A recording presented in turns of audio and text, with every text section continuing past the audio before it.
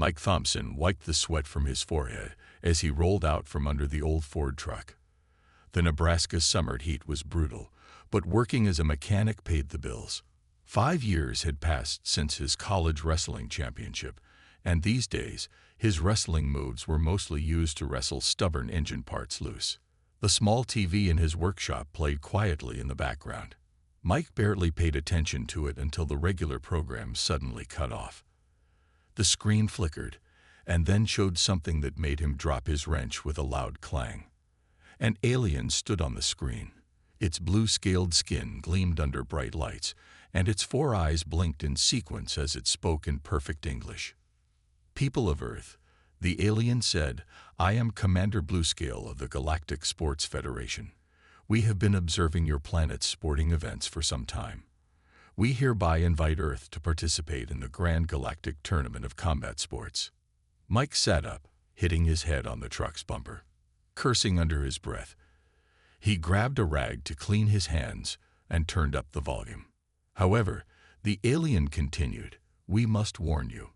Your primitive combat sports may not be sufficient for galactic-level competition. Most species competing have evolved under much harsher conditions than Earth's." The screen changed to show various alien creatures wrestling in ways Mike had never seen before. Some had multiple arms, others seemed to bend in impossible ways, and a few looked like they could crush steel with their bare hands. "We will accept one Earth representative to compete in the heavyweight division," Commander Bluescale announced. "Your United Earth Sports Committee will handle the selection process. The tournament begins in 3 Earth months." Mike's phone started buzzing. Text messages poured in from his old wrestling teammates and coach. Everyone had seen the broadcast. His former coach, Frank Miller, had already sent 5 messages. "Mike, you seeing this? This is your chance. You were the best technical wrestler I ever coached. Call me ASAP. Those aliens don't know what's coming." Looking at his grease-stained hands, Mike remembered the countless hours he'd spent on the wrestling mat. He thought about all the matches where he'd beaten bigger, stronger opponents using technique instead of power. His mind went back to what Coach Miller always said: wrestling isn't about being the strongest. It's about using your opponent's strength against them. The next day, Mike stood in front of the local sports committee. They were already flooded with applications from athletes around the country, but Coach Miller had pulled some strings to get him an early tryout. "Show us what you can do," said one of the judges, pointing to a wrestling mat where a current heavyweight champion waited. Mike stepped onto the mat, his old wrestling shoes feeling familiar despite the years away. His opponent was bigger, younger, and currently ranked 3rd in the nation. On paper, Mike shouldn't have stood a chance. The match started. His opponent charged forward, relying on power and speed. But Mike moved like water, redirecting force rather than meeting it head-on. He used the same techniques that had won him his college championship: duck under, redirect, leverage, position. Within 2 minutes, his opponent was pinned. The room fell silent. Mike helped his opponent up, both of them breathing hard. One of the judges cleared his throat. "Mr. Thompson, how would you feel about representing Earth against opponents 3 times stronger than humans?" Mike smiled, remembering all the times he'd been the underdog. "Ma'am, in wrestling, it's not about how strong you are. It's about how you use your strength. Those aliens might be bigger and stronger, but I bet they've never seen anything like a good old-fashioned American wrestling match." The committee members looked at each other and nodded. One of them picked up a phone. "Get me the United Earth Sports Committee. Tell them we found our wrestler." As Mike walked out of the building, his phone rang. It was Coach Miller. "I just heard," his old coach said. "Pack your bags, kid. We've got 3 months to show the galaxy what human wrestling is all about." Mike looked up at the sky, wondering what kinds of opponents he would face up there. For the first time in years, he felt the familiar fire of competition burning in his chest. The aliens might be stronger, but they were about to learn why humans never gave up, no matter the odds. The alien ship landed on a clear morning at the Olympic Training Center in Colorado Springs. It looked like a giant silver teardrop, smooth and shining in the sunlight. Mike Thompson stood with Coach Miller and Jessica Brooks, watching as the ship's door melted away into an opening. Commander Bluescale stepped out first. In person, the alien was much taller than on TV, standing nearly 8 feet high. 2 more aliens followed, each carrying strange devices that blinked with colored lights. Jessica Brooks stepped forward. As Earth's top Olympic wrestling coach, she had been chosen to handle the diplomatic side of things. "Welcome to Earth," she said, holding her hand out in greeting. Commander Bluescale looked at her hand with all 4 eyes. Ah yes, the human greeting ritual. The alien's hand was cool and smooth as they shook. "We have come to assess your candidate and explain the rules of galactic competition." Inside the training center, Mike sat quietly while the aliens set up their equipment. They pulled out what looked like floating screens and started showing recordings of different alien wrestling matches. "As you can see," Commander Bluescale explained, pointing to a massive creature throwing another across a ring, "galactic wrestling allows for much more intensity than your Earth sports." Coach Miller leaned forward, his eyes sharp.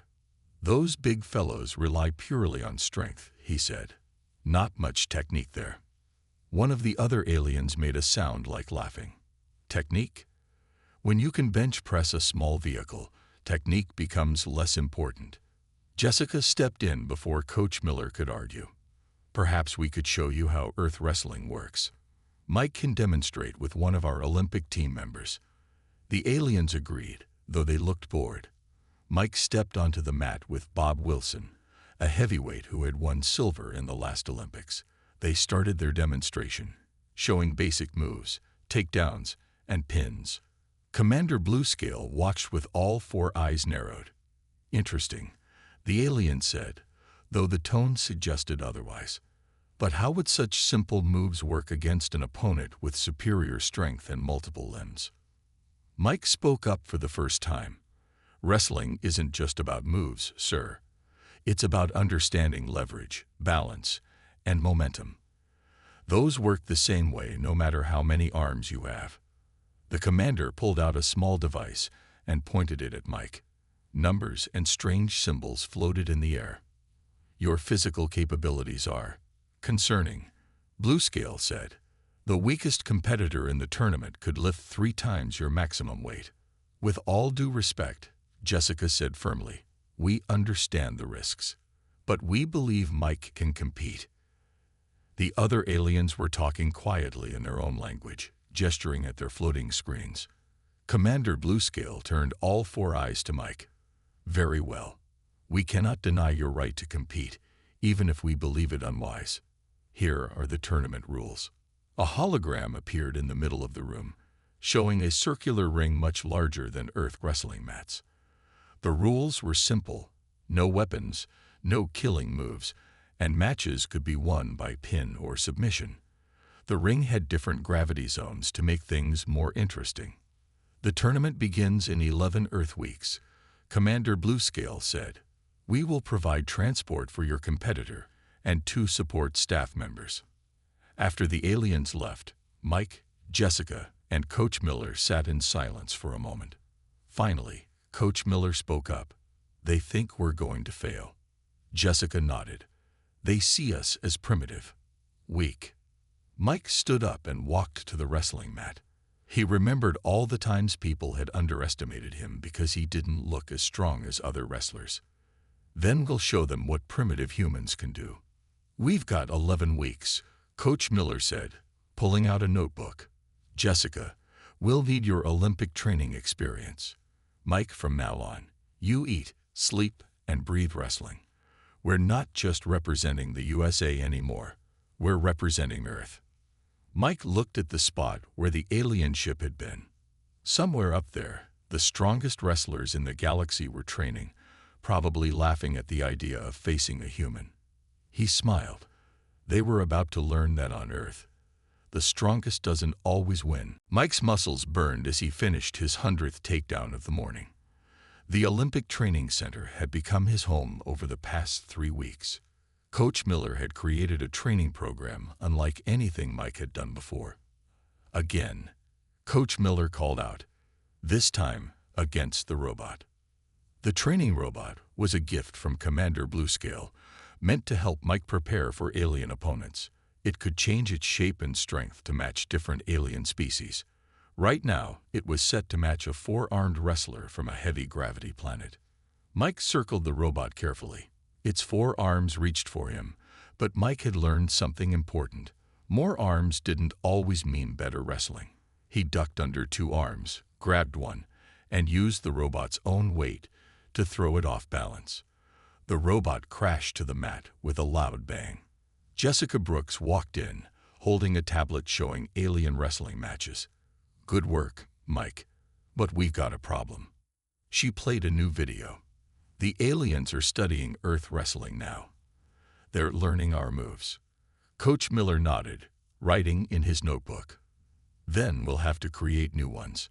Mike, remember that move you used to do in college? The one that looked like a regular takedown but turned into a pin. The Thompson switch. Mike asked, wiping sweat from his face. You always said it was unorthodox. Exactly. Coach Miller smiled. These aliens are learning traditional wrestling. They're not ready for moves that break the rules they think they know. They spent the next few hours creating new moves. Mike combined techniques from different wrestling styles. Freestyle, Greco-Roman, and even some moves from Brazilian Jiu-Jitsu. The robot couldn't predict what he would do because these combinations had never been seen before. During lunch break, Jessica showed them more alien messages. They're getting nervous, she said. 3 other alien wrestlers have asked for videos of Mike's training. Let them watch, Coach Miller said. They won't understand what they're seeing anyway.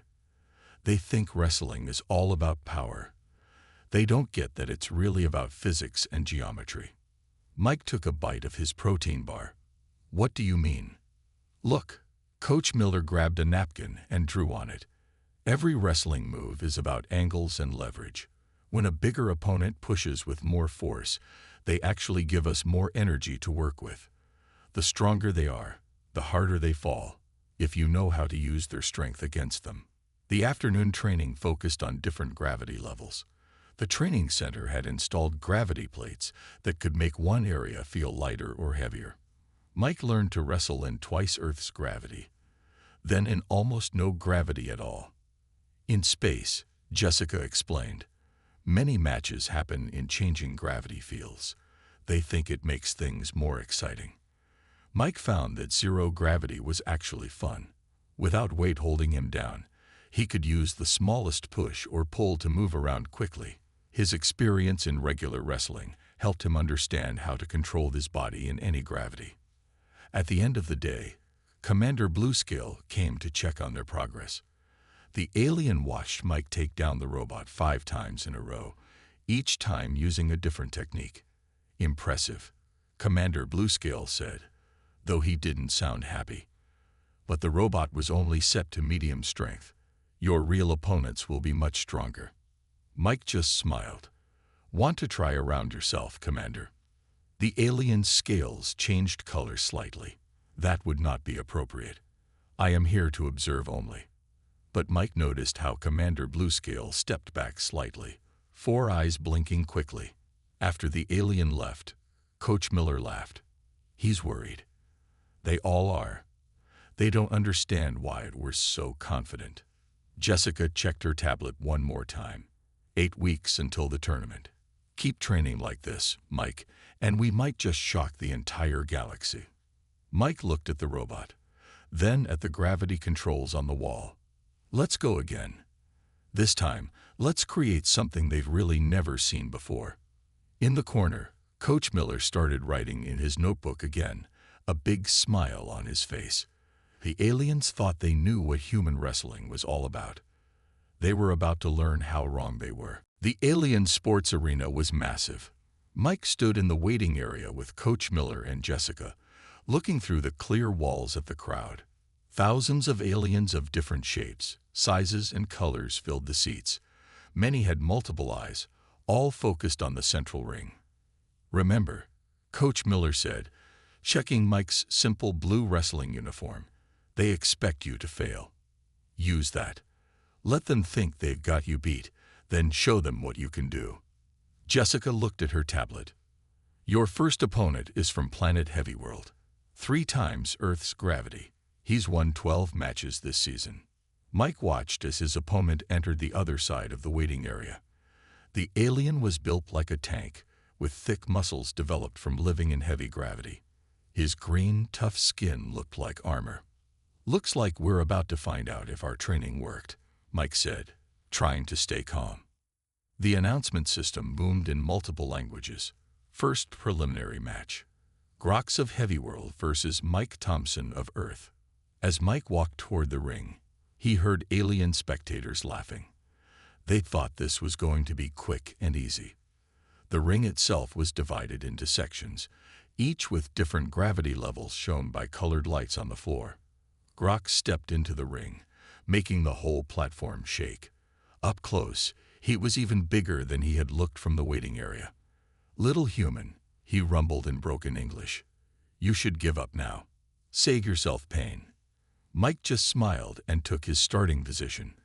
The referee, a floating robotic sphere, moved between them. Match begins in 3, 2, 1.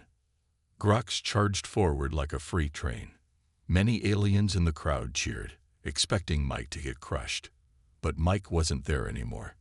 He had rolled to the side, letting Grox's momentum carry him forward into a higher gravity zone. The big alien stumbled, not expecting to suddenly weigh even more than usual. Mike used that moment to dart in, using a modified ankle pick to get Grox off balance. The crowd went silent as the massive alien staggered. Impossible, someone shouted from the stands. But Mike wasn't done. He had trained for this. While Grox was still adjusting to the gravity change, Mike executed a perfect throw, using the alien's own weight against him. The impact shook the entire ring. Grox tried to get up, but Mike was already moving. He transitioned smoothly into a modified front headlock, adapting the move for his opponent's unusual body shape. The alien's strength was amazing, but Mike had position and leverage on his side. After 30 seconds of struggling, Grox tapped out. The arena was dead quiet. The referee raised Mike's hand. Winner, Mike Thompson of Earth.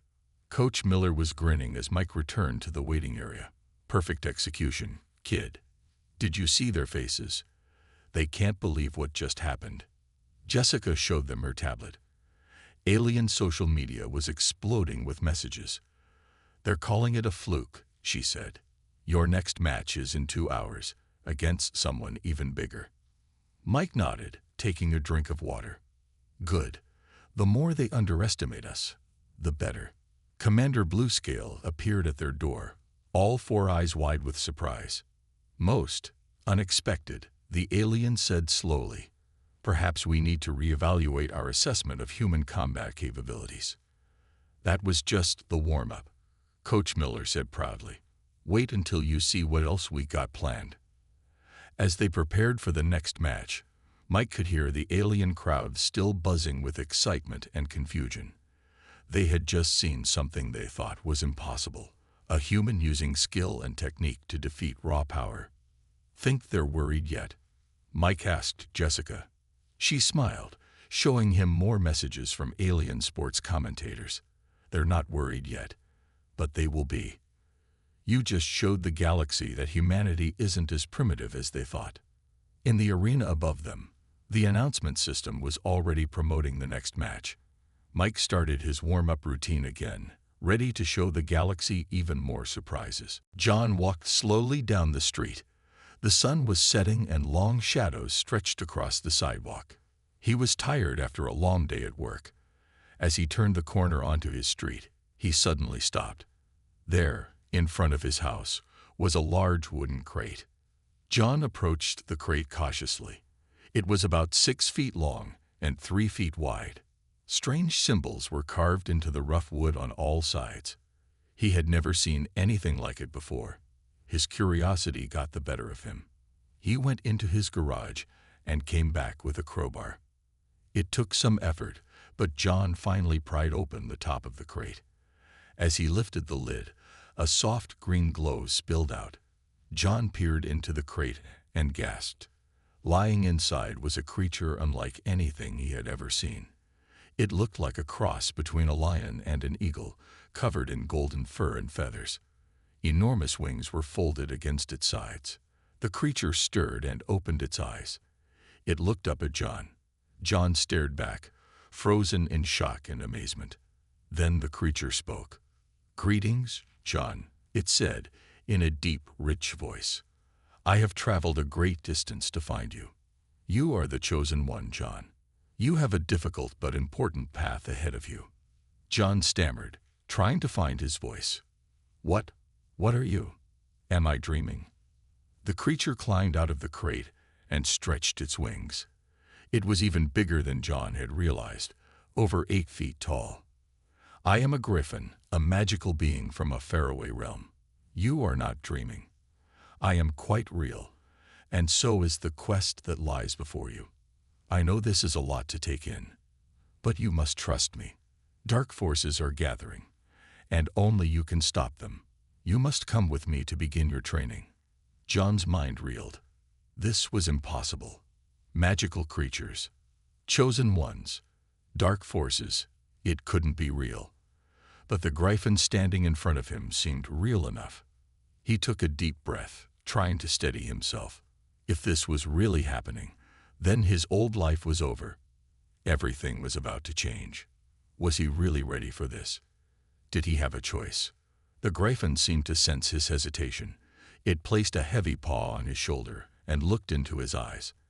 "I know you are frightened, but I also know that you have great courage within you. You were meant for this, John. You must believe in yourself, as I believe in you." Something in the griffin's eyes and voice filled John with a sudden calm. He knew, deep down, that this was his destiny. This was what he was meant to do. He took one last look at his house, his old life, and then turned back to the griffin. "Okay," he said. "I'm ready. Let's go." With that, he climbed onto the griffin's back. The majestic creature spread its wings and leaped into the sky, carrying John towards his new life and the incredible adventure that awaited him. The griffin flew higher and higher into the night sky. John held on tightly, his heart pounding with a mix of fear and excitement. The city lights sparkled far below them like a sea of stars. The wind whipped through John's hair as they soared through the clouds. After what felt like hours, the griffin began to descend. They were approaching a tall, jagged mountain. The griffin landed gracefully on a wide ledge near the mountain's peak. John slid off its back, his legs shaky from the long flight. In front of them was the entrance to a large cave. Flickering torchlight spilled out from inside. The griffin led the way into the cave. John followed close behind, his eyes wide with wonder. Inside, the cave opened up into an enormous cavern. The walls were lined with ancient-looking weapons and artifacts. In the center of the room, a group of figures sat around a crackling fire. They looked up as John and the griffin approached. "Welcome, John," said a tall, bearded man. He wore a long robe and had kind, wise eyes. "We have been expecting you. I am Master Orion, and these are my students." He gestured to the others around the fire. They were a diverse group, men and women, young and old, from all different races and backgrounds. But they all had one thing in common, a look of fierce determination in their eyes.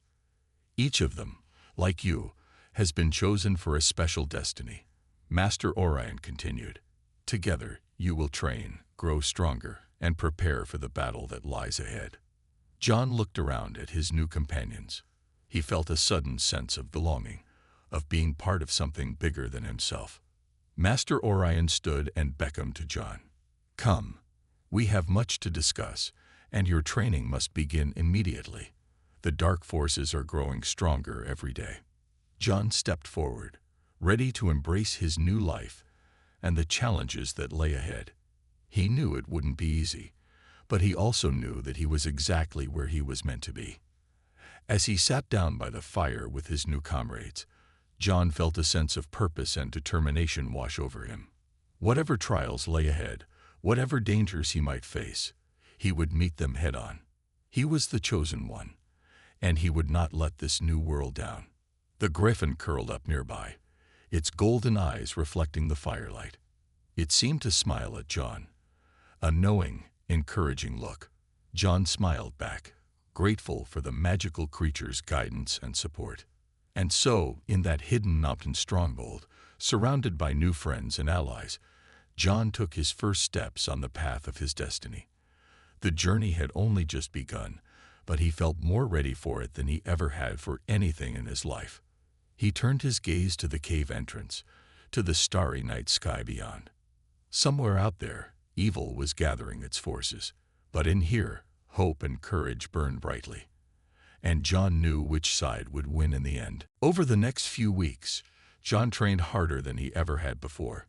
Every day was filled with lessons in swordsmanship, archery, and hand-to-hand combat. He learned how to track, how to hunt, how to survive in the wild. The other students became like a family to him, supporting each other through the long days and nights of hard work. John also began to learn about the magical world he had become a part of. He learned about the ancient prophecies that spoke of a great evil rising, and of the chosen one who would stand against it. He learned about the different races of magical creatures, some good and some evil, that inhabited the hidden corners of the world. As his knowledge and skills grew, so did John's confidence. He no longer felt like the scared, confused man who had been plucked from his normal life. He was becoming a warrior, a hero. One evening, as they sat around the fire after a long day of training, Master Orion turned to John with a serious look in his eyes. "John," he said, "the time has come for your first real test. We have received word that a nearby village is under attack by a group of dark creatures. They need our help." John felt a mix of excitement and nervousness wash over him. This was what he had been training for, but the thought of real combat, of real danger, was still daunting. He looked around at his fellow students, at the griffin who had brought him here. They all looked back at him with confidence and encouragement in their eyes. They believed in him, and he believed in himself. John stood up, his hand resting on the hilt of his sword. "I'm ready," he said, his voice steady and sure. Master Orion nodded, a proud smile on his face. "Then let us waste no more time. We ride for the village at dawn."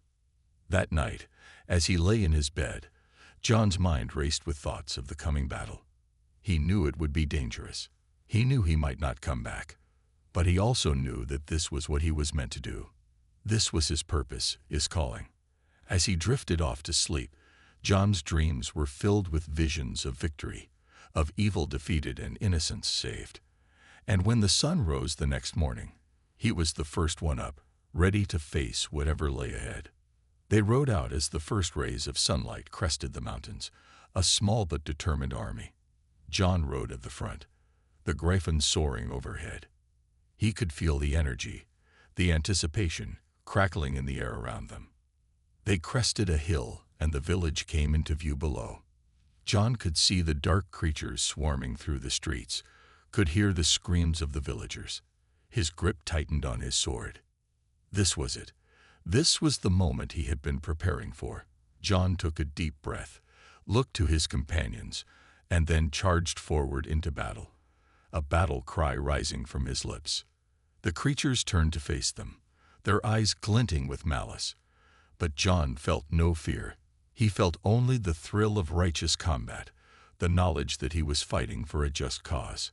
And as he swung his blade, as his companions fought bravely beside him, John knew that this was just the beginning, that this was his life now, a life of adventure, of purpose, of standing against the darkness no matter the cost.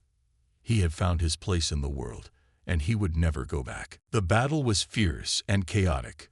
The dark creatures fought with a savage fury, but John and his companions met them with equal resolve. John's sword flashed in the sunlight as he cut down foe after foe. The griffin soared overhead, its mighty claws and beak tearing into the enemy ranks. Despite their bravery, the tide of the battle soon turned against them. The creatures were simply too numerous. John found himself backed into a corner, surrounded by snarling, vicious beasts. He knew he couldn't hold out much longer. Just as all seemed lost, a great horn sounded from the top of the hill. John looked up to see Master Orion standing there, a glowing staff raised high above his head. Behind him stood a vast army of magical creatures, centaurs, elves, dwarves, and more, all ready for battle. With a mighty cry, Master Orion led the charge down into the fray. The dark creatures scattered before this new onslaught. John felt a surge of renewed energy and leaped back into the fight. The battle raged on, but now the tide had turned. The combined forces of John's companions and Master Orion's army drove the dark creatures back. Many lay dead or dying on the blood-soaked ground. Finally, as the sun began to set, the last of the creatures turned and fled into the shadows. A great cheer went up from the victorious army. John stood amid the celebration, exhausted but elated. They had won. The village was safe. Master Orion approached John, placing a hand on his shoulder. "You fought well today, John," he said. "You have proven yourself a true hero, but this is only the beginning. The dark forces will not rest, and neither can we." John nodded, understanding the weight of the responsibility that lay on his shoulders. He was the chosen one. The fate of the world might very well rest in his hands. As they began the journey back to the mountain stronghold, John couldn't help but reflect on how much his life had changed. Just a few short weeks ago, he had been a normal man with a normal job, living a normal life. Now he was a warrior, a champion of light in a world of darkness.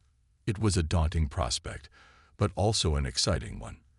For the first time in his life, John felt truly alive, truly purpose-driven. He knew there would be more battles to come, more challenges to face. But he also knew that he would face them head-on, with his brave companions by his side and the strength of his convictions in his heart. The griffin flew overhead as they traveled, its majestic form silhouetted against the setting sun. John smiled up at it, feeling a sense of kinship with the magical creature. They were both part of something bigger now, something important. As night fell and they made camp, John sat by the fire, sharpening his sword and listening to the tales and laughter of his fellow warriors. He felt a sense of belonging, of camaraderie, that he had never known before. This was his life now, and he embraced it fully. Whatever tomorrow might bring, he would be ready. For he was John, the chosen one, the champion of the light, and he would never stop fighting for what was right. With that thought, he drifted off to sleep under the stars, his dreams filled with visions of the battles to come and the victories yet to be won. His journey was far from over, but he faced it with a heart full of courage and hope.